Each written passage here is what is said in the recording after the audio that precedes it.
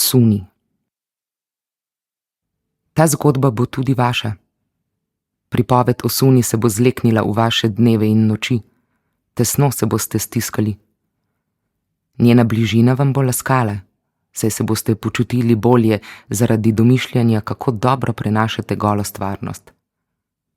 Suni se giba s skrajnim naporom, zatem se umiri in ta mir postane zakon njene pojave.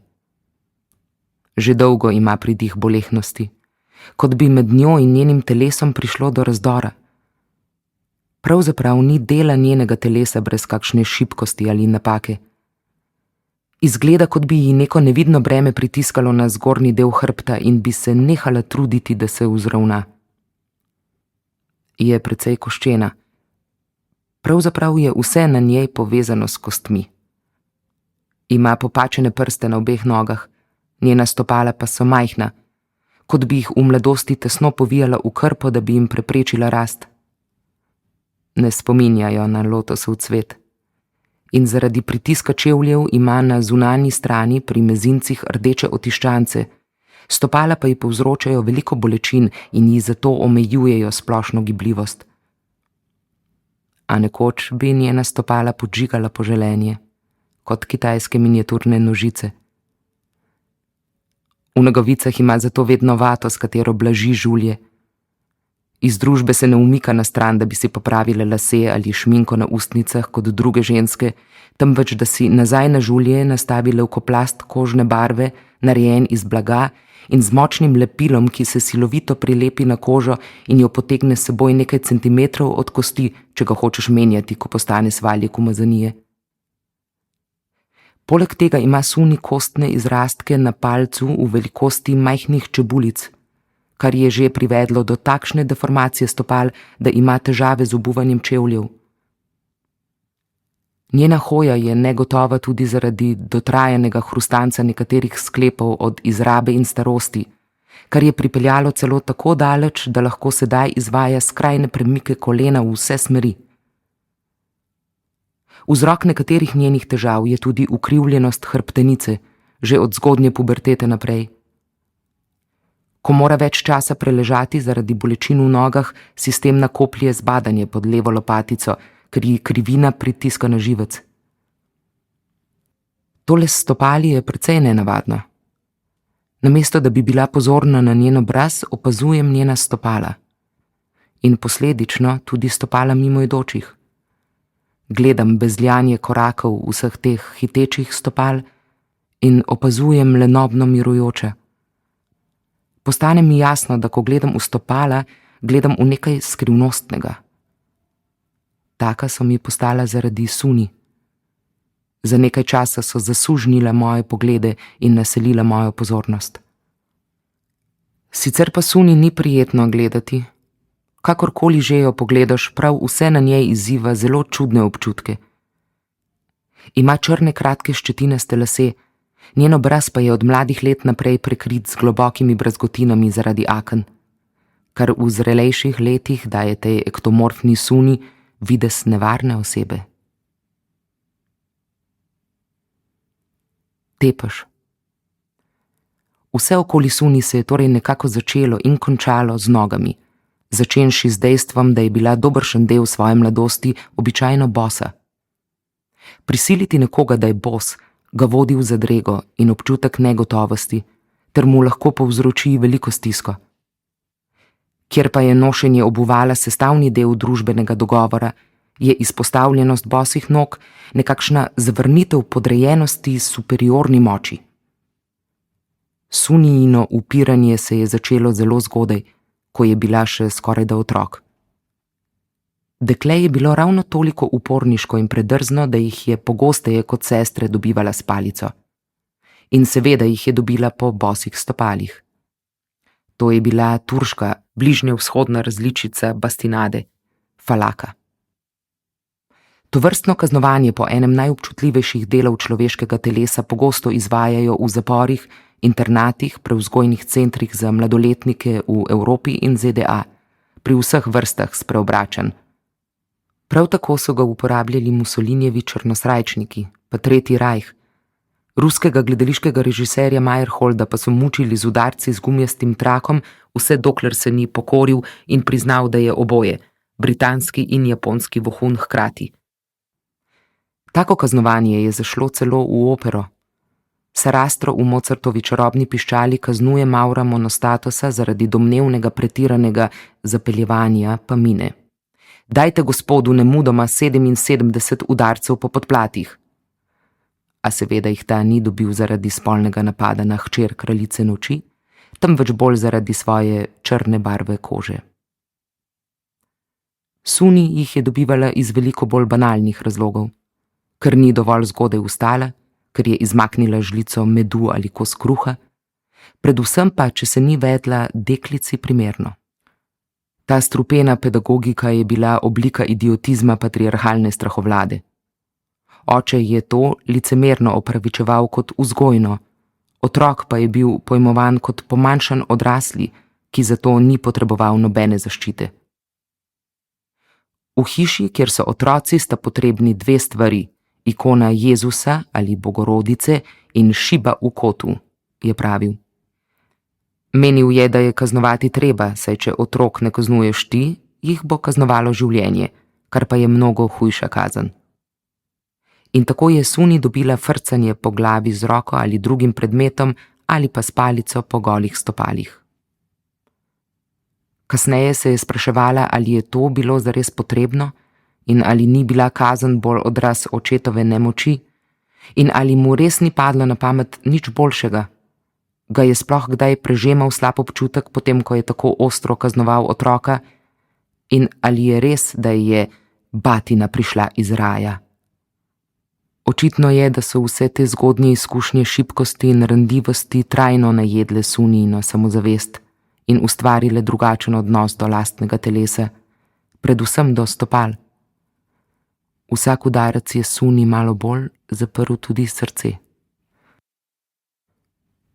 Poroka. Njen pronicljivi pogled med najinim pogovorom je nekaj, česar nikoli ne bom pozabila. Občutka, da sem skozi njen cigaretni dim ves čas skrbno motrena. Ni me opazovala, kaj počnem, kaj imam na sebi ali kaj uporabljam med najinim pogovorom, snemalnik, fotoaparat, beležko. Zanimalo jo je edino to, kako se na kaj odzivam, kako name delujejo njene pripovedi. Zaradi tega sem se počutila, kot bi bila opazovanec pravzaprav jaz. Cenim njeno posebno modrost, ne samo zaradi dejstva, da jo je njena zaprisega naredila drugačno od drugih ljudi, vendar pa je bila ta njena forenzičnost precej zoprna. Svojo zgodbo mi je povedala medtem, ko je sedela s prekrižanimi nogami in si intenzivno masirala stopala. To je bila drža vaditelja joge, česar v teh krajih običajno ne vidiš. Njeni kolki so bili namreč tako zelo prožni, da je lahko postavila obe stopali na bedra, obrnjeni navzgor. Suni si je tistega daljnega dne za ruto na levi strani obraza zataknila cvet. Tam ga je nosila, ko se je za nekaj minut srečala s svojim bodočim možem na gledanju. Bil je ponedeljek. Natančneje zadnji ponedeljek pred pisanim in veselim nadaljevanjem, njuno poroko v petek. Tako so se izognili poroki na ženski dan, v sredo, soboto ali nedeljo, da se jima kasneje ne bi rodile deklice.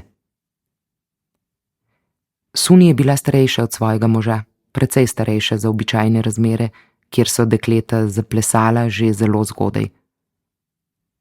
Bolje, da mi je zet mlad fant, kot pa da bo hčerka usedelica, je o tem mislil njen oče.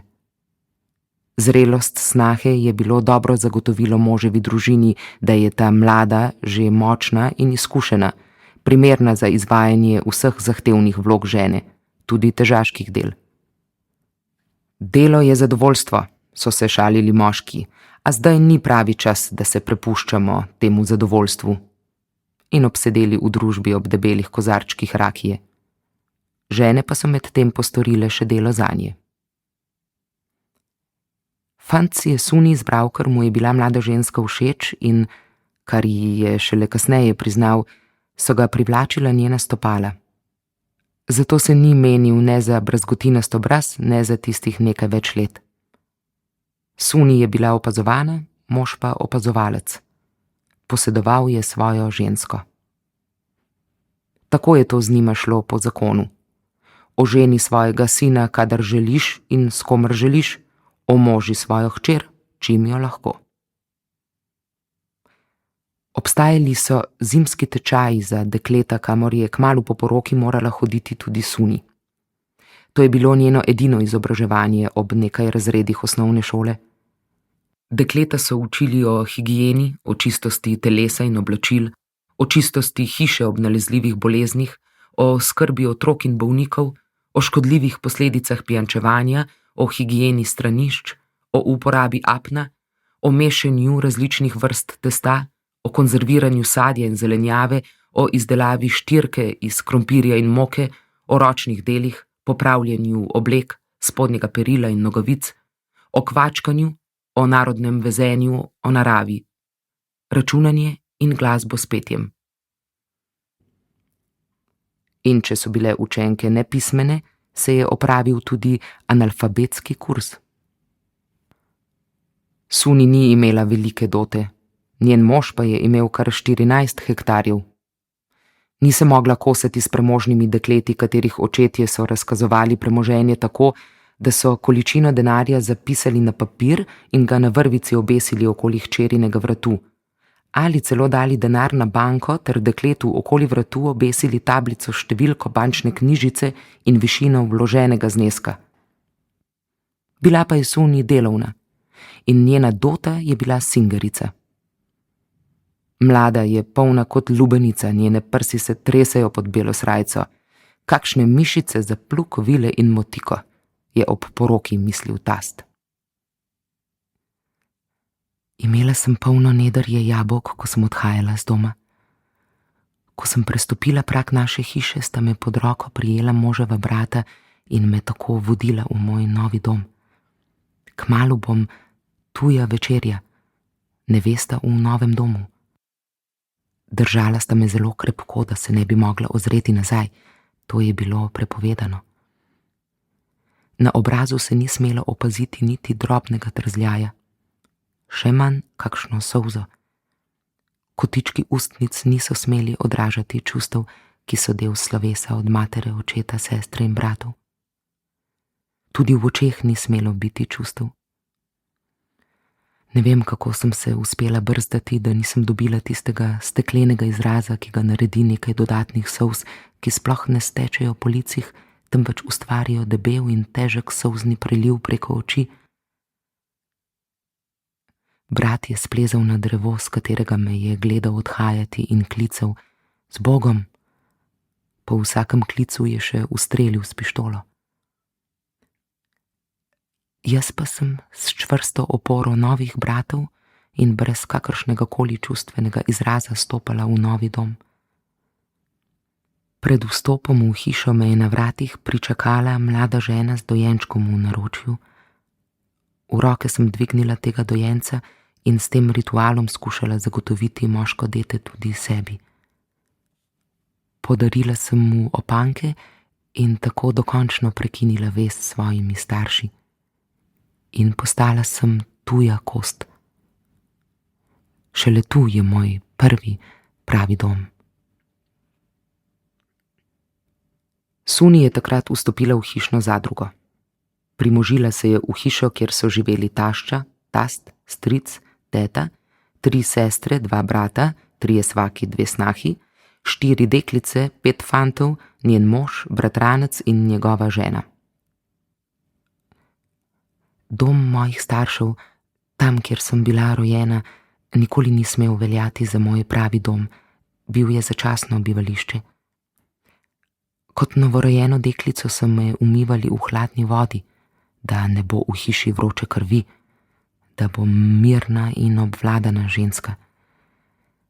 Zame je bil to kraj, kjer sem odrasla in se pripravila postati žena. Naša je, dokler je pri nas, jutri se poroči in odide, so rekli. Da svoj pravi dom dobim s poroko. Takrat mi bodo dali piti vina iz kozarca, ki ga bom izpraznjenega vrgla ob tla. Če se razbije, bo moj prvi potomec deček, Če ostane cel, bo deklica. V ta pravi dom bom zares vstopila tako, da bom za vso moževo družino pripravila večerjo. In odslej bo tako vsak dan. Delo brez prestanka po pravilu, hiša leži na ženi in ne na zemlji. Prva bom vstala in zadnja legla. Če bi me kdo videl ležati, bi najbrž mislil, da sem umrla. Pol leta, vsak sleherni večer bom oprala noge vsem v hiši, najprej dedku, nato tastu, nato tašči, stricu, teti, potem pa še ostalim. In šele, ko vsi zaspijo, bom v kuhinji umila stopala še možu, vendar tako, da tega ne bo nihče videl. To bi bilo sramotno. Morala bom stati med obedom in poljubljati roko staremu gospodarju hiše. V začetku bom imela veliko podporo vseh družinskih članov, sčasoma pa bom postala enakovreden član družine, brez privilegijev in brez kake posebne strpnosti do mojih morebitnih napak. To tudi pomeni, da bom popolnoma pod oblastjo svojega moža. Medtem ko so svatje še kosili, je nevestina mati poklicala mladi par v klet. Tam je ženinu ob prisotnosti drugih starejših žensk predala železno palico in rekla: Tu imaš, da jo premlatiš, če ne bo dobra. Morate poslušati. Nato sta nevesta in ženin v kleti pojedla ocvrta jajca, ki jima jih je pripravila mati. Vse to v želji, da bi hčerka poslušala svojega bodočega moža. Želja je bila iskrena, samo da hči ne bi osramotila družine. Odtlej bom zvečer pod čilim položila pištolo. Ne zaradi varnosti, temveč da bi se mi rodil nov moški junak. Prvo poročno noč bom preživela v posteli z moževim bratom. To mi bo morda olajšalo strahove, ki jih prinaša poroka. Oba bova oblečena in med nama ne bo dotikov. Morda si bom z moževim bratom delila še več noči, o tem bo odločal moj mož. Morda bo hotel zavlačevati trenutek, ko bom zares postala njegova. Tudi jaz bom čim dlje igrala sramežljivost in nedostopnost. Vztrajanje v teh vrlinah naj bi trajalo čim dlje, morda celo leto dni. Ko bo mož končno legel k meni, mi bo obraz prekril s črno prozorno ruto, da me ne bo sram. Preveč strasti je greh in preveč greha pomeni jalovost.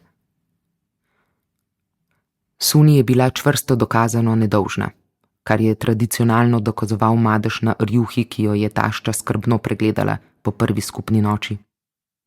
Te vidne sledi so bile trdni dokazi mladenkine popolne čednosti pred to nočjo in zato se je vaščanom naslednji dan radostno postregla vroča rakija.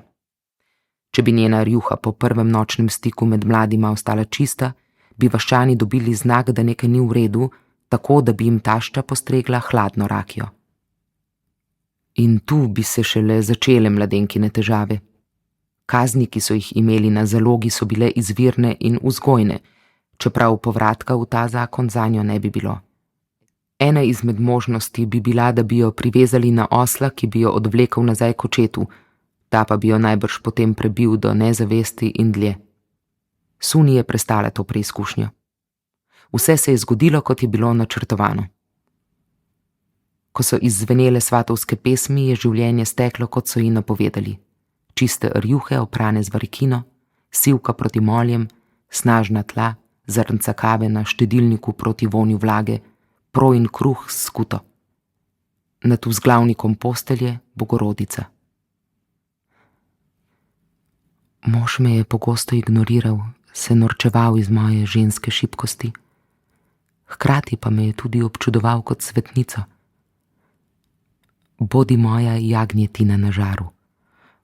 Bodi moj sladki sadež, mi je pravil, preden mi je pokril obraz s črno prosojno ruto. Zakonca sta sčasoma razvila drobne zaupne navade. Ko je mož odhajal z doma, mu je Suni namenila blag nasmešek, kot odraz upanja na dober dan in srečen povratek. S palcem in sredincem se je nežno dotaknila svojih ustnic. Včasih sta se z istim izrazom naklonjenosti dotikala tudi njuna pogleda. Med njima se je razvila zadržana in nevsiljiva obojestranska ljubezen. Taka, ki jima je prinesla, glede na okoliščine in tradicijo, ne prav veliko bolečin in težav. Zmerno sprejemljivost zakonske zveze torej. Kmalu pa še tudi 2 sadova. Prvega sina, ki bo raztresen, nepredvidljiv in vedno v koga, pa tudi v kaj zaljubljen, in drugega, ki bo rahločuten, len in bo v vsem imel smolo. Kak otrok pa je tudi odšel na drugi svet.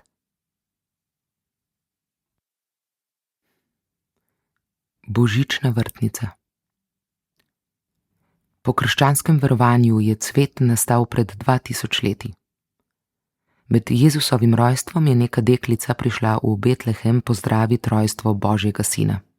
Tam je srečala modrece z vzhoda, ki so Jezusu prinašali darila, zlato, kadilo in miro. Tudi deklica si je silno želela nekaj podariti in tedaj se ji je prikazal angel, se skrili dotaknil tal in iz tal je vzklil kukurek. Novorojeni Jezus je prejel to nenavadno darilo. Cvet božične vrtnice oznani pomlad v zelenih, belih, rožnatih in vijoličnih odtenkih. Že stari Grki so trdili, da govedo, ki na paši zaužije kukurek, neizogibno zboli. Če bi to rastlino zaužile koze in preživele, bi njihovo mleko uporabili za zdravljenje epilepsije. Herkul je s to rastlino domnevno ozdravil svojo norost, Aleksander Makedonski pa je umrl, ker ga je uporabljal predolgo. Suni je koren kukurka malce ostružila in ga na enem koncu prevezala z vrvico, ki si jo je zvezala okoli vratu. Nato je kakih 10 centimetrov dolgi koren vstavila v nožnico in ga s pomočjo vrvice imela pod kontrolo. Po 2 dneh je kukurek izvlekla, za njim pa je iz maternice zdrsnilo še neželeno mrtvo dete. Kuhinja. Ponedeljek. Zajtrk. Kruh, proja z malo sira, makolica. Kosilo, kruh, solata in sir. Večerja, proja, ocvrt paradižnik z malo sira. Torek. Zajtrk, proja s sirom in sok. Kosilo, sladko zelje s slanino. Večerja, enako. Sreda. Zajtrk, proja s sirom. Kosilo, fižol namočen v mleku, brez mesa. Večerja, kuhan krompir, solata iz paradižnika in popra. Četrtek. Zajtrk, sir in proja, makolica. Kosilo, kuhan fižol, začinjen in ocvrt z dodanim mlekom. Večerja, enako. Petek. Zajtrk, kruh in sok. Kosilo, solata s kruhom. Večerja, fižol od včeraj. Sobota. Zajtrk, kajmak s projo, makolica. Kosilo, solata in ocvrti jajčevci z jajci. Večerja, krompirjeva juha in proja. Nedelja. Zajtrk, sok in patišpan. Kosilo, fižolova juha s kajmakom. Večerja, enako. Ponedeljek. Zajtrk, mleko in 2 kocki sladkorja. Kosilo, suha slanina in sir. Večerja, jajce na masti. Torek. Zajtrk, mleko. Kosilo, mleko in sir. Večerja, mleko in kajmak. Sreda. Zajtrk, kruh in sir. Kosilo, krompir, presno mleko. Večerja, sir in kislo mleko. Četrtek. Zajtrk, proja, makolica. Kosilo, krompirjeva juha s kruhom. Večerja, mleko in jajce. Petek. Zajtrk, kruh in sok. Kosilo, paradižnikova solata in pečen krompir. Večerja, enako. Sobota. Zajtrk, proja. Kosilo, krompirjeva sirna juha s projo z dodatkom sladkega mleka. Večerja, kruh in jogurt. Nedelja. Zajtrk, paradižnikova solata s kruhom. Kosilo, ajmokac. Večerja, kurja juha. Ko se zakolje kokoš, je znano, komu kaj pripada. Gospodar vzame 2 bedri, gospodinja dobi rebra, hči trtico, najstarejši sin vzame belo meso. Ostali otroci dobijo krilci, glavo in krempeljce. Vlaga. Ko se je rodil Suni in mož, je dišalo po vlažni prsti. To je bil starodaven vonj, v katerega so ogrnjeni neprezračene hiše in zaraščeni vrtovi. Deževalo je nekaj dni strnjeno in razmočilo zemljo, v katero je takrat iz veselja nad novim potomcem oče vehementno zasadil drevo. Ni dobro vezati življenje človeka na korenine, je komentirala stara mati. Toda dejanja mu ni mogel nihče preprečiti, zato je ponoči mati okoli drevesa skopala jarek, da bi voda odtekala. Minevali so tedni in dete je lepo raslo. Drevo pa se ni in ni ukoreninilo. Ni moglo zadihati. Ni pognalo listov. Les je gnil. Drevo so zato zavili v bršljan in ga spustili po reki navzdol. Vodni duh ga je pravila stara mati, ki se je kasneje edina večkrat spomnila na ta dogodek. Fantov duh bo zato nemiren. Ni dobro vezati življenje človeka na korenine. Zakonski stan se Suni sicer ni mogel zdeti ravno odlična institucija. Morala se je zelo potruditi, da ga je vzljubila, potrebovala je veliko moči, kar nekaj slepote in predvsem velikodušnosti, je kasneje opisala svojo izkušnjo, vendar pa je prišla veliko bolje skozi kot njene sestre. Nenazadnje je to vendarle bilo poslovno partnerstvo. Njuna zakonska zveza ni nastala zaradi ljubezni ali strasti. Kot poslovno partnerstvo je odnos še najbolj vključeval skrb za številne odgovornosti, ki se pojavljajo v zakonski zvezi. Zato je štelo za uspeh najti solidno ravnovesje med poslovanjem in vsaj nekaj užitka. In užitek je bil na strani Sunijinih stopal. Fantu so pomenila draž, Suni pa sinonim za vse to, kar je nosila v sebi, umivanju v hladni vodi navkljub, samozavest, odločnost, trmo, nagajivost, ženstvenost, prenagljenost, neuničljivost, vnemo, čutnost, prodornost, uporništvo, zvestobo in neomajnost. Skriti jezik Sunijine duše je bil ples. Čakala je na priložnost, da je globoko vdihnila, sezula čevlje in zaplesala. Ko se je zavrtela, je začutila, kako postaja eno z vsem, kot bi se z vsakim rahlim poskokom dotaknila nečesa svetega. Plesati ji je pomenilo biti zunaj sebe in biti svobodna. Takrat je postala večja, lepša, močnejša.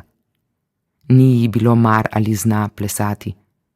Odlična plesalka je bila zaradi svoje strasti. Mož je s pogledi na skrivaj lovil te hitro minljive in redke trenutke, ko se je Suni počutila živo. Plesala je, kot bi se hotela rahlo zaljubiti vase. To je bila posebna molitev za prihodnost in veseli vzklik zahvale za sedanjost.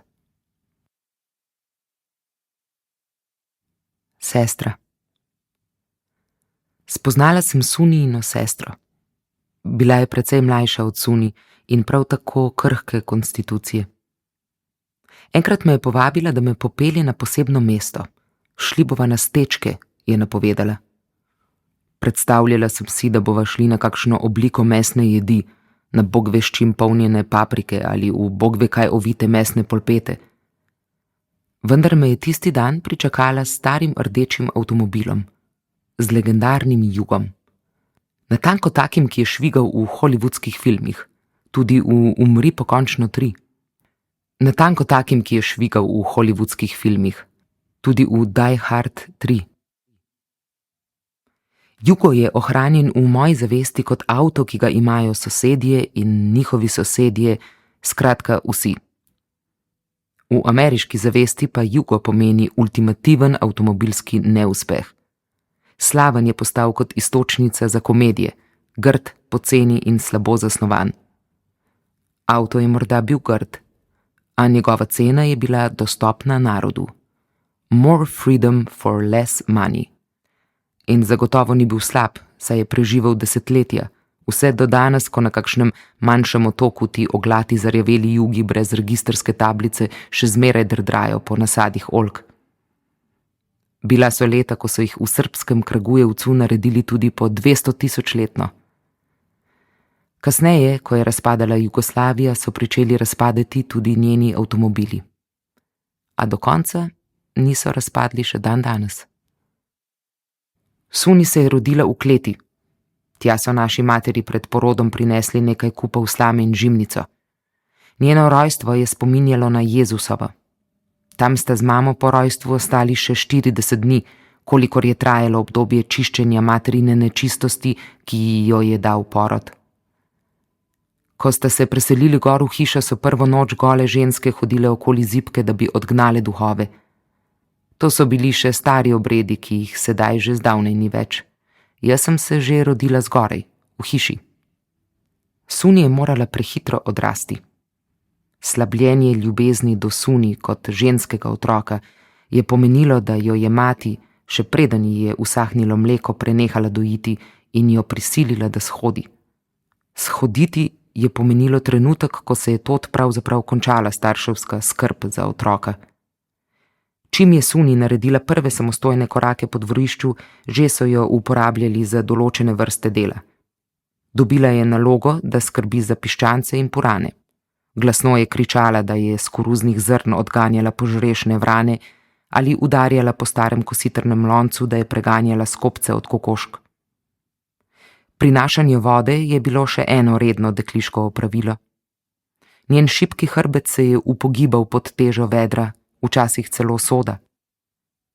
Namesto da bi v šoli prehajala iz nižjih v višje razrede, je prehajala z težkih na še težja dela. Zanjo ni bilo poznega vstajanja, pretegovanja in zehanja po hiši. Suni je z neprekinjenim delom 100% poplačala tisto, kar ji je bilo dano. Življenje je bilo delo in obratno. Po ozki cesti sva se v Jugu vozili preko ravnic. Nisva veliko govorili. V avto se je z leti zajedel tisti kiselkast vonj po cigaretah. Če si vključil zračnike, so iz režic vate priletele drobne smeti. Z vzvratnega ogledala je bingljala majhna lutka v narodni noši.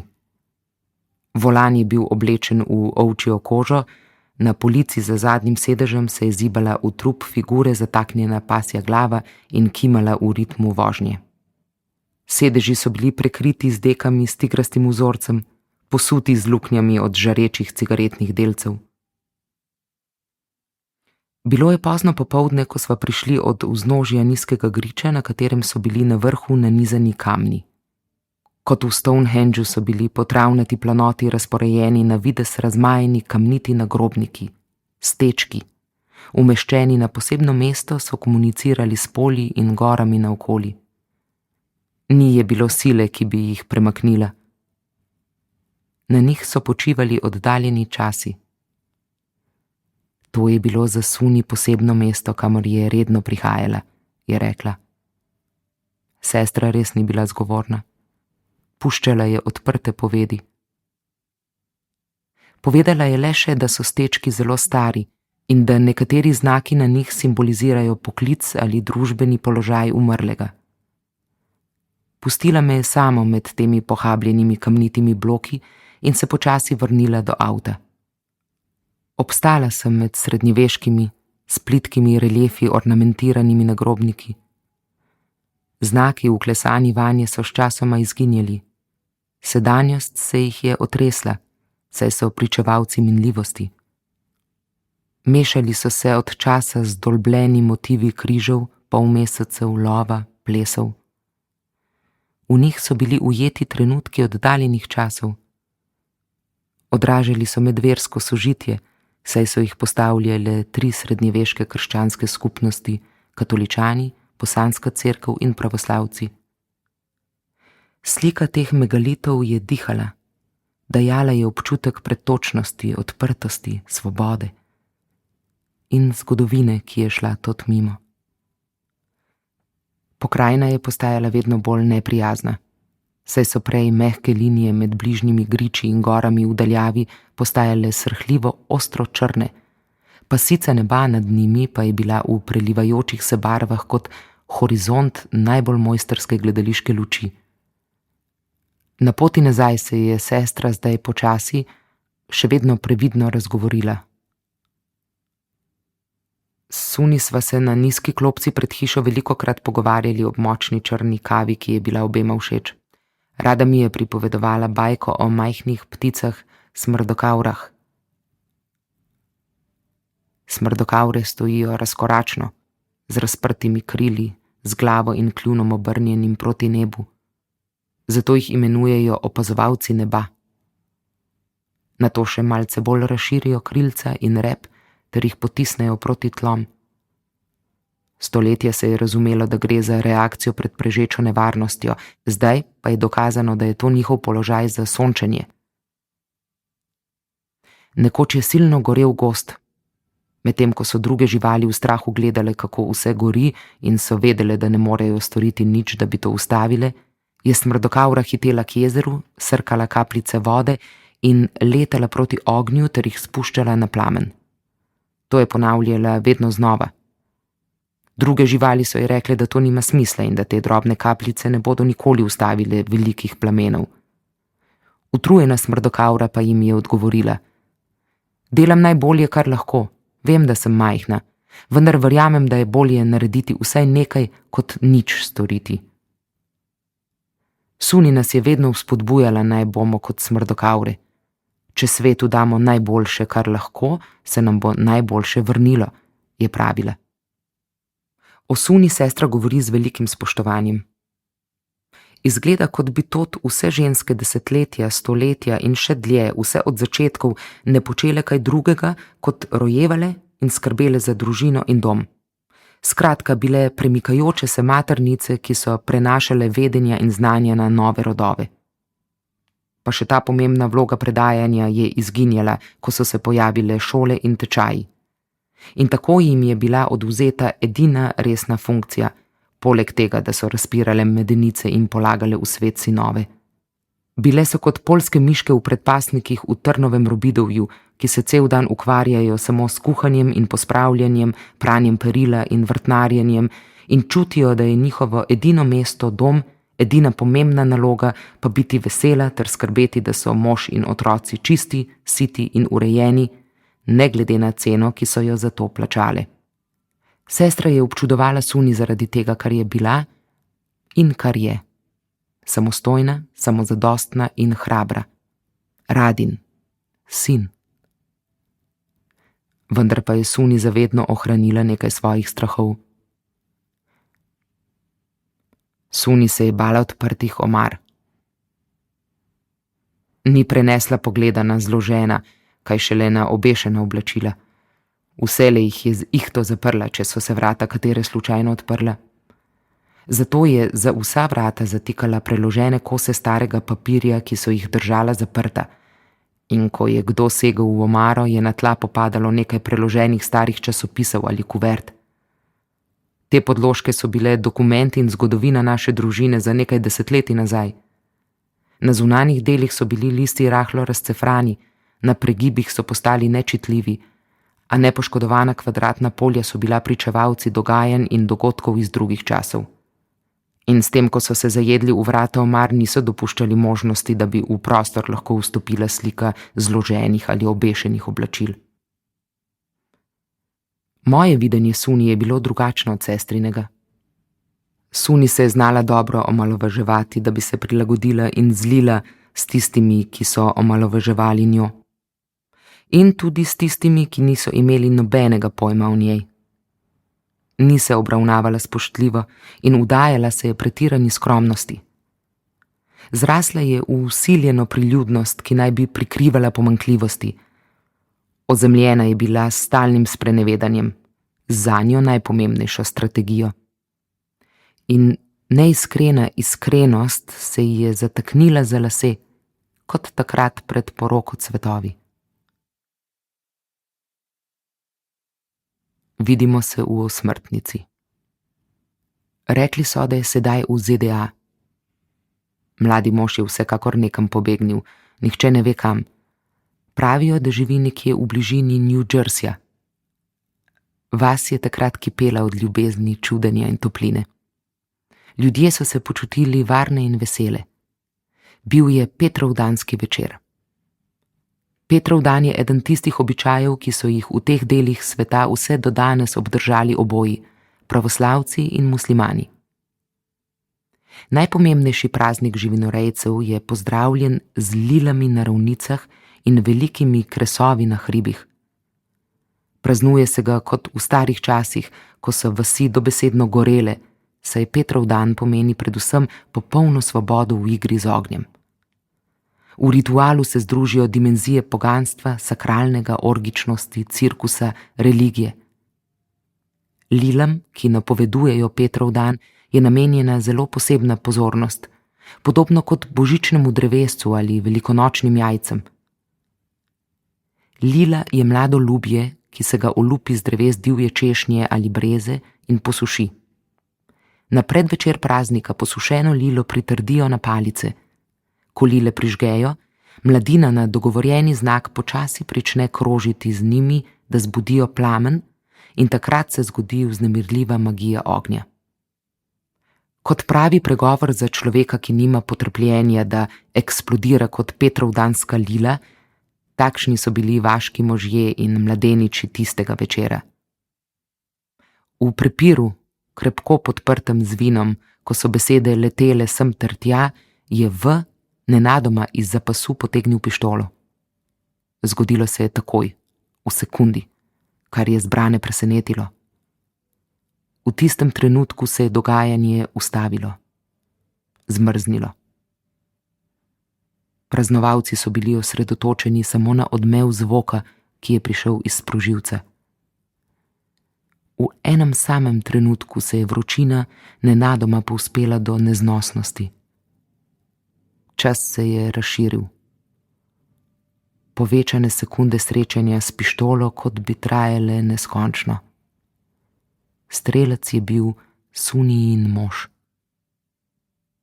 Ljudje na vasi se na Petrov dan obiskujejo, v skupinah obhajajo hiše, polja, sadovnjake, vrtove, skednje. Ljudje na vasi se na Petrov dan obiskujejo, v skupinah obhajajo hiše, polja, sadovnjake, vrtove, skednje. Dajejo in prejemajo darila od staršev, sorodnikov ali sosedov, ki jih srečajo, jajca, kajmak, sadje, sir ali pecivo. Ob koncu večera lile vržejo v zelenjavni vrt, naslednji dan pa jih tam zakopljejo v tla, kjer bodo ostale do konca poletja. Obredje zanje ni nekaj, čemur bi se uklanjali in ga upravljali kot dolžnost, marveč pomeni oporo in občutek varnosti. En sam zelo usodni pok je prekinil pražni dan. Prekinil je petje starih pesmi in zvonjenje cerkvenih zvonov. Po strelu se je kmalu vse navidezno nadaljevalo, kot da se ni nič zgodilo. Ljudje so spet peli in plesali, hodili od hiše do hiše, s travnikov na vrt, iz sadovnjakov do stojnic, z željami za srečo in dobro letino. Ogenj lil, sinonim rodnosti, jim bo prinesel srečo, varoval bo pridelke pred sušo in žuželkami, ohranil plodnost ter izžgal vse bolezni. Krave bodo imele več telet, volkovi ne bodo napadali živine, zli duhovi in zle misli in vsa slaba čustva bodo odšla. To prepričanje je zagotovilo za preživetje. A nekaj moških je prenehalo s petrovdanskimi rituali in se zapodilo v noč za bežečim mladeničem. To so bili krvni bratje ubitega. Bratje po krvi so si bližji kot družinski bratje, ker ne prihajajo od mater in očetov, prihajajo od Boga samega. V je uspel pobegniti za sledovalcem. Gost mu je ponudil prvo skrivališče, pozno zvečer pa se je zatekel v od vasi precej oddaljeno hišo. Na vratih hiše je stal stari gospodar. Takoj, ko je bežeči vstopil v hišo in je postal gost, je gospodar za sledovalcem preprečil, da bi vstopili in ga ujeli. Po starodavnem običaju naj bi hiša gostom nudila polno in varno gostoljubje, vse dokler so pod njeno streho. In nič niso spraševali o vzrokih njegovega bega. Vsi v hiši so ga pozdravili, od starih do sinov. Nato so gosta predstavili še ženskam in celo otrokom. Vse je pozdravil s trojnim poljubom na lica in ni bilo čutiti nobenega znaka vroče krvi. Ko so se usedli, je gospodar takoj ponudil rakijo. Medtem ko se je sprožila debata med moškimi, so ženske neopazno izginile v kuhinjo.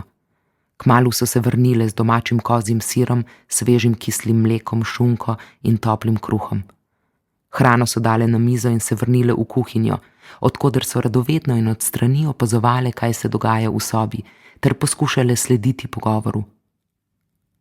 Gosta so nahranili in napojili, ter mu gostoljubno ponudili, da ostane čez noč. Po večerji je rakija ogrela njihovo razpoloženje in besede so postale bolj tekoče.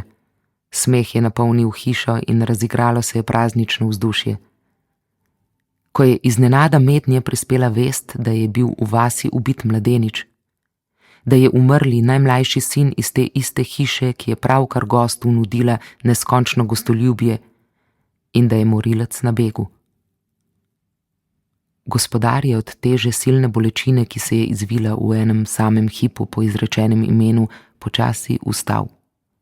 Za njim v klastru še ostali moški. Brezšumno so odšli v drugo sobo. Ženske so otrpnile v kuhinji, za hipec je bilo zaslišati pritajen, sila obvladan hlip dekletca. Svet se je nagnil, se upočasnil. Grobna tišina je sedla na hišo.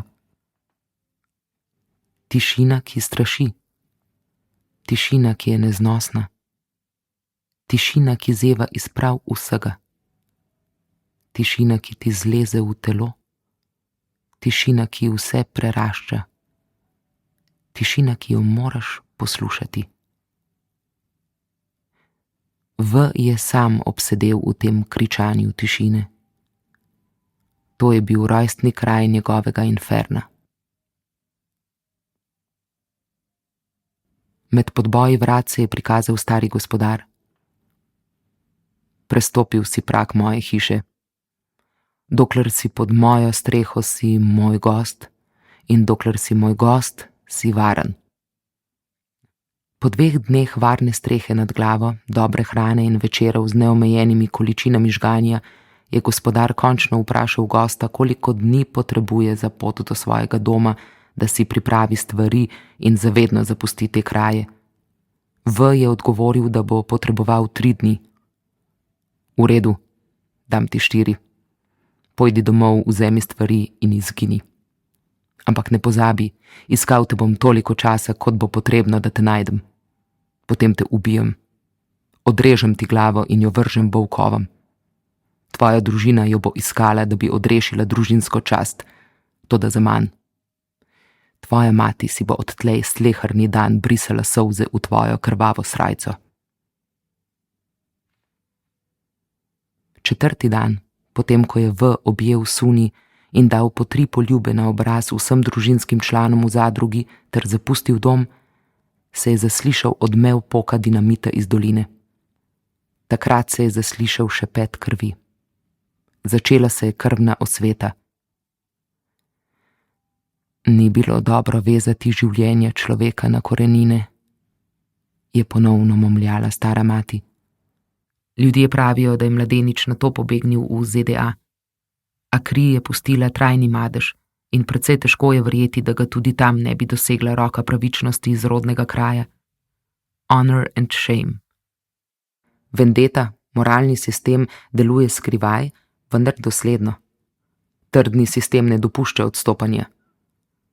Meje in svoboščine, ki jih ustvarja ta natančna struktura družine in bratstva, so mehanizem, življenjska filozofija.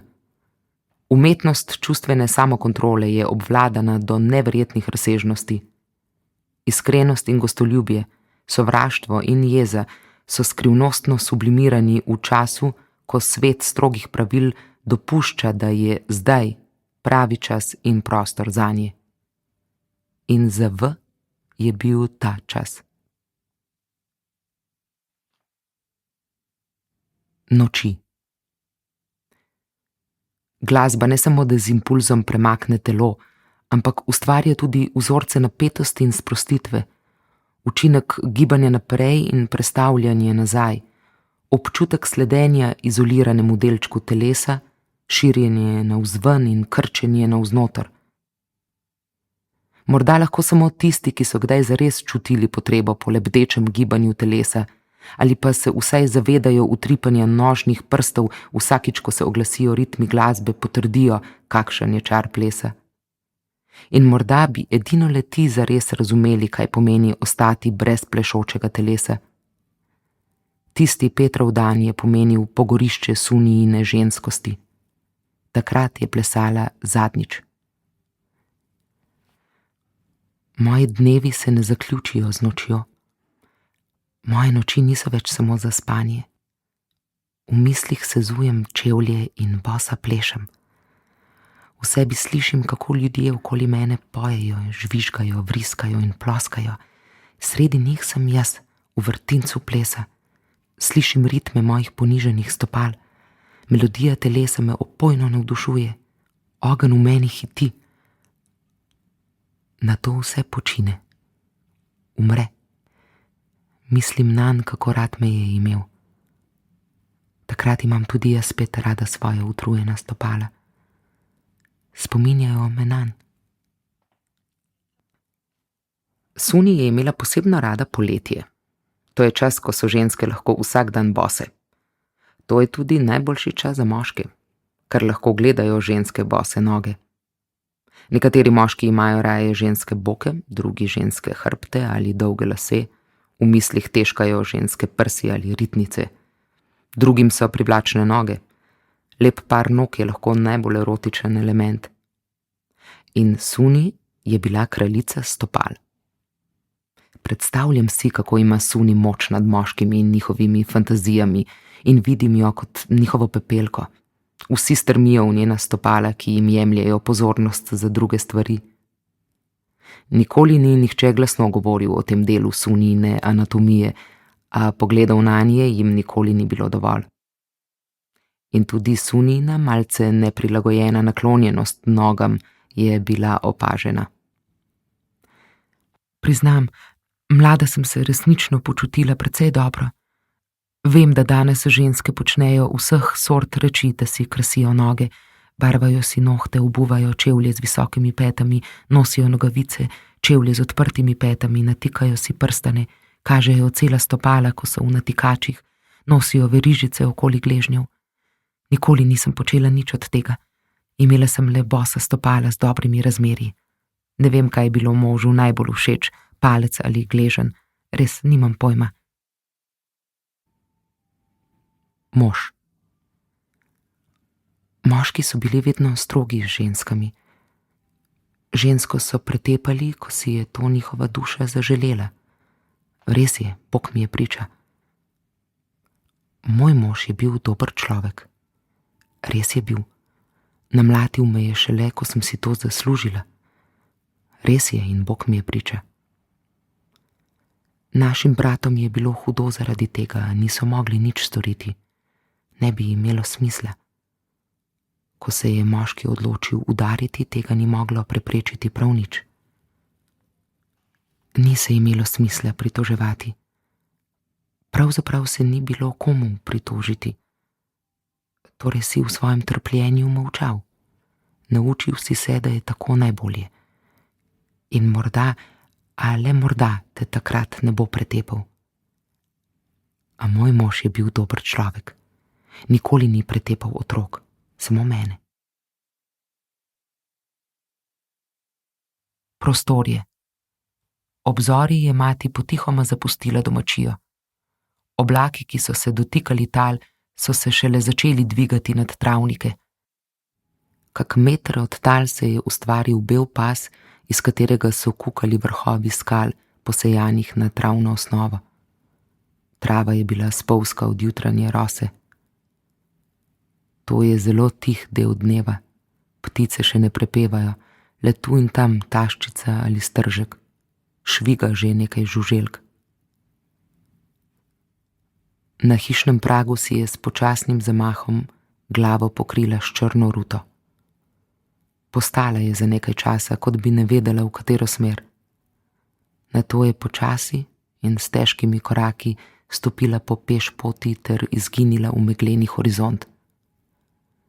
Poiskala bo svojega pogrešanega sina. Minilo je preveč časa, ker ga ni bilo domov, in vsi v hiši vedo, da se nikoli več ne vrne. Vsaj ne živ.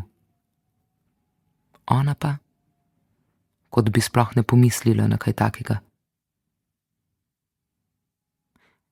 Mati bi lahko na eno takih jutr zagledala možgane raztresene po polju. Zbrala bi jih v črno ruto. Nato bi zbrala sinove kosti in jih proti domu nosila v naročju. Suho bi žalovala za njim, brez solz. Če bi jokala, bi osramotila družino. Matere ne jočejo za sinovi in žene ne jočejo za možmi. Ženske lahko jočejo samo za ljubljenimi brati. Ko pa bi ostala sama, bi se njena žalost razlila po sobi.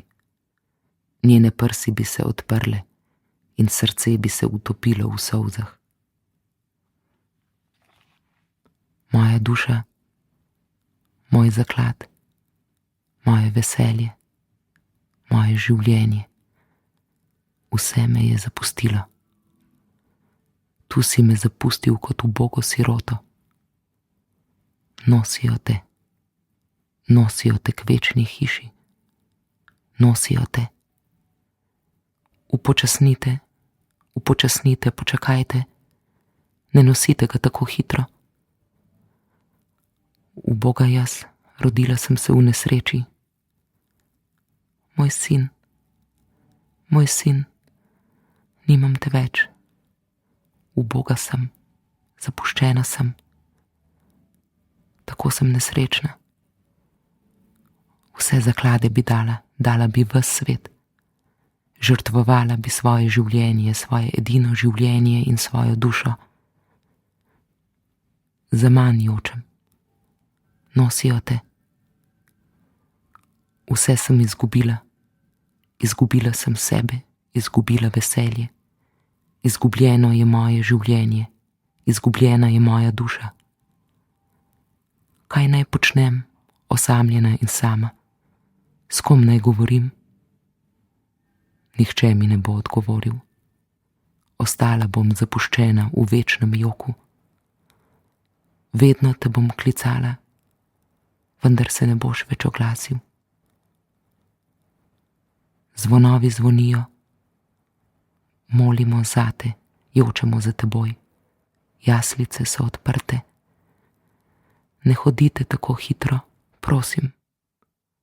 Ne morem tako hitro žalovati. O solzah, zunanjem znaku notranje bolečine, se tukaj ne govori veliko. Solze so vprašanje dostojanstva, štejejo jih za znak šibkosti. A pravijo, da neizjokane solze nikoli ne usahnejo, da se žalost razrašča v njih in biva naprej v telesih in dušah. Koliko neki žalosti se je nastanilo v teh ženah zaradi nejoka. V solzah je neizogibna resnica. Kdo bo izjokal njihove solze in resnice? Od tedaj je mati sleherni dan zdrsnila v zoro iskat sina. Z nebeškimi krilatci grem iskat, je rekla. Čas zdravi bolečine, pravijo. A mati je upala, da ji bo bolečina ostala za zmeraj. Tako je sina še vedno čutila.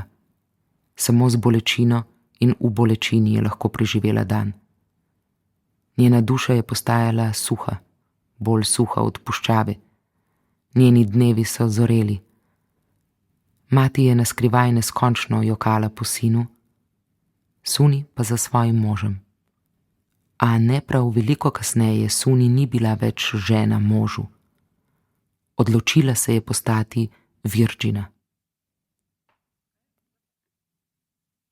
Prehod. Suni je najprej obula nogavice in čevlje. Moške čevlje. Nekaj časa je bil to edini atribut nove nje. Nato si je na kratko ostrigla lase. Oblekla je belo bombažno majico s kratkimi rokavi in preko nje srajco.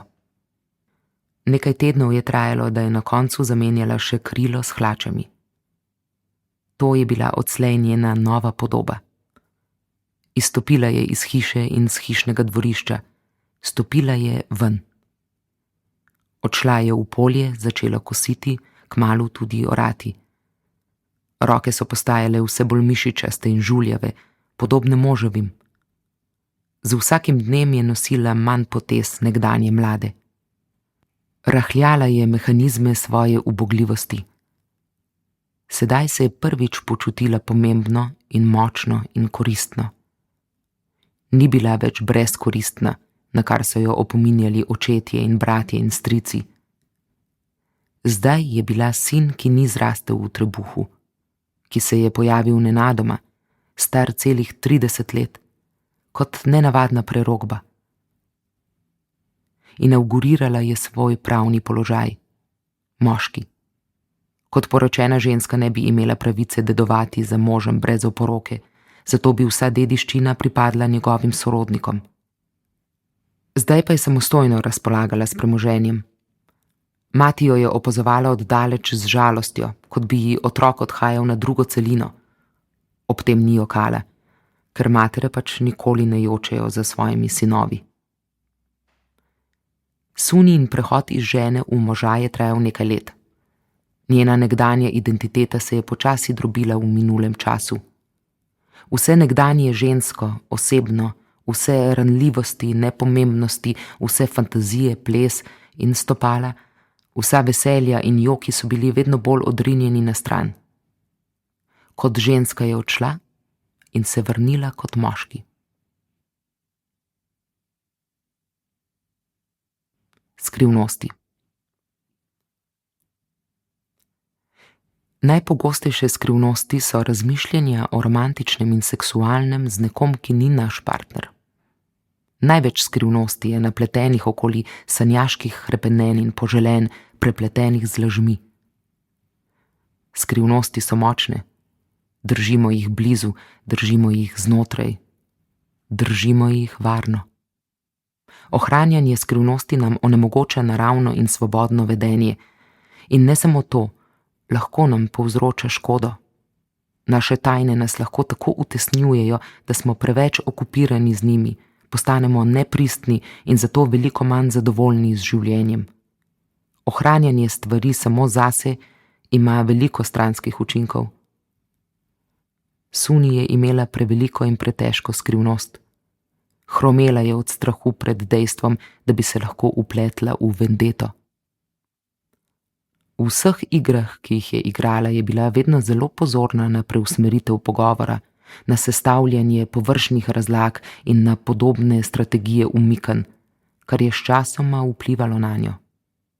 Ustvarjalo je rahle, a vztrajne spremembe v njenem vedenju in postopoma poglabljalo njeno živčnost. Ohranjanje skrivnosti jo je vodilo tudi v izolacijo. Počutila se je samotno in bila je tako zelo utrujena. Bila je v konfliktu med tem, kako se povezati z drugimi in med tem, kako ohraniti skrivnost skrito. Skrbi so vplivale na njeno počutje, živeti tako življenje ji je izpilo vso energijo. Izmučena od paranoje je začela izgubljati apetit. Postopoma je jedla vedno manj, ne da bi to opazila sama ali njena družina. A v letu ali dveh je izgubila svoje nekdanje telo. Postala je shirana in suha, kot heroin šik, s štrlečimi kostmi na podhranjenem telesu, z bledo kožo in s temnimi krogi okoli oči. Spominjala je na može, ki so jih po vojni z vlaki vračali v rodne kraje. Minilo je komaj kaj let, odkar so odšli. Sedaj pa so se iz vagonov na prašne železniške postaje malih krajev spuščali sivi nagubani starci, počasnih kretanj in pogreznjenih oči. Njihova telesa bi brez vojne za seboj še vedno kipela. Prsi in ramena bi bila napeta pod belo spodnjo majico, v kateri bi preživeli od pomladi do jeseni, in meča v hlačnicah bi bila močna. Oni pa so se stopali z vlakov kot duhovi. Prav tak duh je postajala Suni. Njo je shirala drugačna vrsta vojne. Krvna osveta je bila kruta in nevarna igra. Negativni občutki, tudi taki kot so krivda, sovražnost, sram ali zadrega, so jo vedno bolj obvladovali. In tudi kadar okoli nje ni bilo ljudi, je morala vseeno porabljati energijo za ohranjanje skrivnosti. Njen se je spontano vedno znova vračal k njej. Ne glede na to, kako se je trudila vse odmisliti, se je na koncu celo njena skrivnost sama utrudila v izkoriščanju že tako omejenih virov življenjske moči. Hujšanje je povzročilo izgubo menstruacije, še zadnjega simbola nekdanje ženskosti. Preobrazba telesa iz živega telesnega dekleta preko erosa polne mlade ženske do utrujenega moža srednjih let je bila osupljiva. V desetletju je Suni naredila neverjetno tranzicijo. Čeprav je vedela, da ima resen razlog za ohranjanje skrivnosti, je videla, da z njim počasi tone. Njeni žalost in osamljenost sta prav tako postajali vedno bolj utrujeni. Zelo dobro se je zavedala, da glede njenega cilja obstaja paradoks. Tudi če bi to prikrivanje končala, cilja nikoli ne bi v celoti dosegla. Drugega smisla kot zgolj ohranjanje skrivnosti namreč ni videla. Zato se je ves čas tudi spraševala, kakšne bi bile posledice, če te skrivnosti ne bi več skrivala. Vendar ni zmogla prevzeti odgovornosti, ki bi jo lahko to razkritje prineslo. Iz globine je zdaj privrela tišina, ki se je tam nabrala. Po poti je še hotela pobrati nekaj ostankov Suninega hripavega glasu, a vse, kar je prišlo iz nje, je bila eksplozija zadržanih krikov in jokov, zdaj v obliki molka. Starčica. Po letih še zdaleč ne starčica je Suni začela ugašati.